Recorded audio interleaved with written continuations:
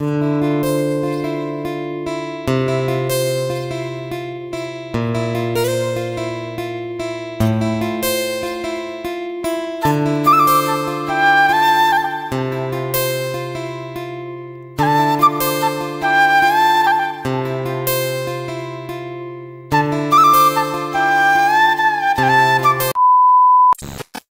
Everyone, চলে এসেছি আজকে আবারও একটা নতুন ভিডিওর সাথে।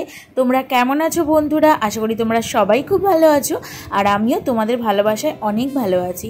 আজকে সকাল থেকেই মেঘটা যেন ভার করে আছে, যেন মুখ ভার করেছে, রোদ আজকে উঠলই না। আর দেখো সকালবেলা কিন্তু গোপাল সেবা দেওয়া হয়েও গিয়েছে, আর ভোগটা তুলেও নিয়েছি। আর সাইডে দেখতে পাচ্ছ বাসনগুলো রয়েছে। তোমরা আমাদের গোপাল দর্শন করে নাও, আজকে সারাদিনটা তোমাদের অনেক অনেক ভালো কাটবে। সকালবেলা উঠে দেখছি না, রান্নাঘরের দিকে এসে দেখি কাঁচা লঙ্কা বাড়ন্ত হয়ে গেছে, আর আমাদের গাছ ভরেই তো কাঁচা লঙ্কা হয়েছে, দেখতেই পাচ্ছ।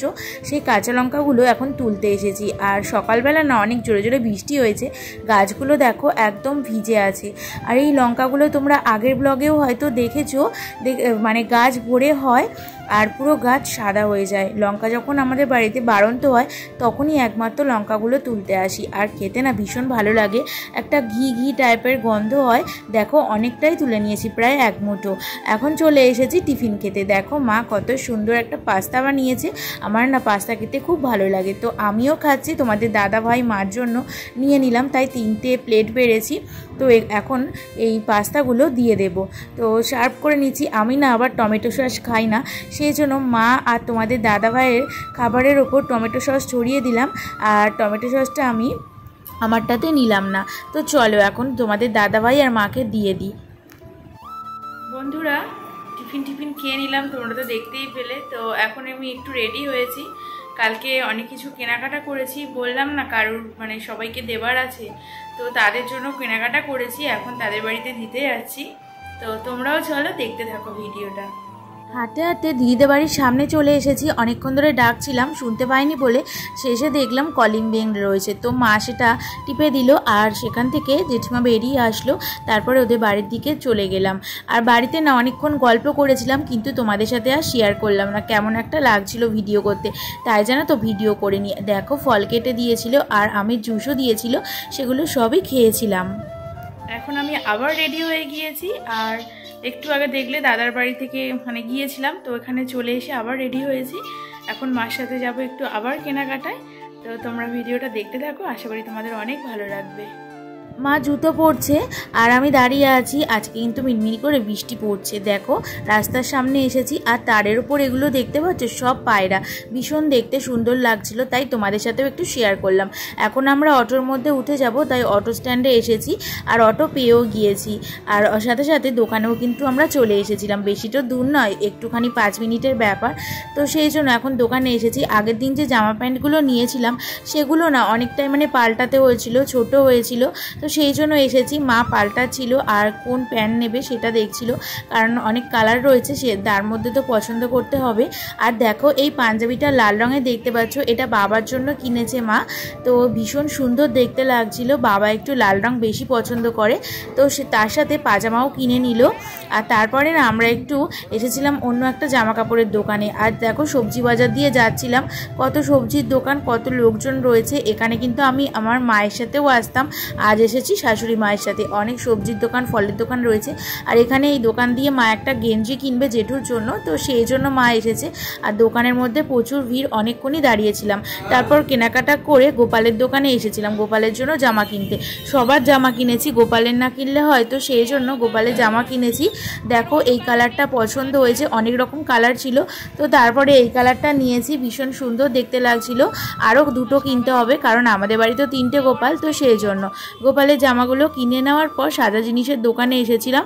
এখন সাদা জিনিসগুলো কিনছিলাম, কারণ আগের দিন সাদা জিনিস কিনেছি, এখন টুকিটাকি মানে দরকার আছে, তো সেগুলোই কিনে নিচ্ছি। এই গার্ডার ক্লিপ এগুলো না রাতে চুল বাঁধার জন্য দরকার লাগে।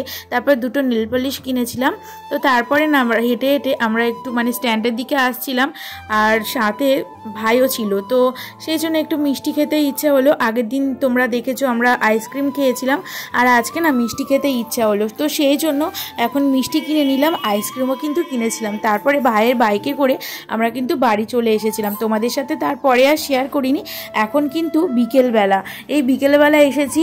আর দেখো আমি কিন্তু লাল পাড় শাড়ি পরেছিলাম, কারণ আমাদের বাড়ির সামনে যে ঠাকুরটা আসে সেই ঠাকুরটা আজকে আসবে, মানে প্যান্ডেলটা হয়েছে সেই ঠাকুরের প্যান্ডেলে ঠাকুর আসবে। তো সেই জন্য সবাই না লাল পাড় সাদা শাড়ি পরেছিল।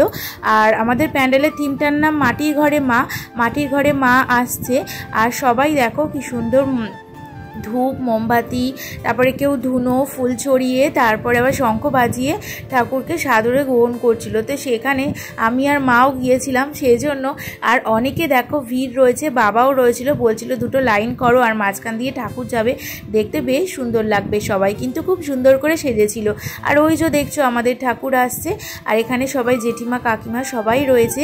কেউ উলু দিচ্ছিল, আর আমি না উলু দিতে পারি না, তো সেই জন্য আমি চুপচাপ যাচ্ছিলাম। আর দেখো অনেকে শাক বাজাচ্ছিল, ফুল ছড়াচ্ছিল, ভীষণ মানে সুন্দর লাগছিল। আমি এটা প্রথমবার দেখলাম, আগের বারেও হয়েছিল কিন্তু আমি না আসতে পারিনি। তো সেই জন্য এইবারে একদম মানে সেই জন্য চলে এসেছি সামনেই একদম। আর ভীষণ ভালো লাগছিল, সবার সাথে গল্প করে দেখতে ভীষণ ভালো লাগছিল। আর দেখো মা উলু দিচ্ছে আর ফুলের থালা নিয়েছে, ফুল ছড়াচ্ছিল, সবাই দুটো লাইনে ফুল ছড়াচ্ছিল, অনেকে ভিডিও করছিল, জেঠিমা শাক বাজাচ্ছিল, আর মা এদিকে ফুল ছড়াচ্ছে আর উলু দিচ্ছে, বেশ দেখতে সুন্দর লাগছিল। আর আমাদের প্যান্ডেল থেকে ঠাকুরটা আসতে প্রায় 5 মিনিট লাগছিল। দেখো এই সোজা রাস্তাটা, আর প্যান্ডেলের লাইট চারিদিকে করেছে। তোমাদের তো সন্ধেবেলা না হলে দেখাতে পারবো না, একদিন মানে পুজোর সময় তোমাদের পুরো প্যান্ডেলটা না ঘুরে দেখাবো, আজকে আর দেখালাম না। তো দেখো সবাই মিলে যাচ্ছে, আমিও যাচ্ছি ওদের সাথে।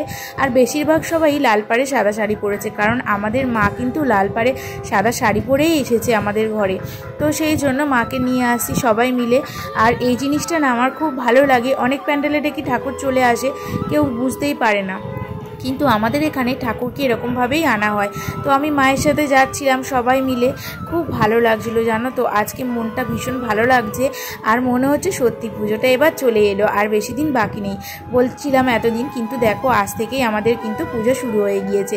তবে আমার কিন্তু এখনও অনেক কিছু কেনাকাটা বাকি আছে, জানি না কবে শেষ হবে। তোমাদের দাদাভাইয়ের সাথে আরও একদিন কেনাকাটা করতে বেরোবো।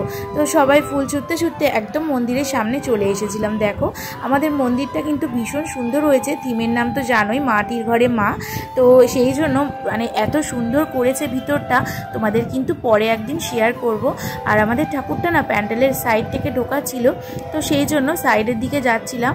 আর সবাই কিন্তু ধুনো দিচ্ছিল, ভীষণ মানে দেখতে সুন্দর লাগছিল।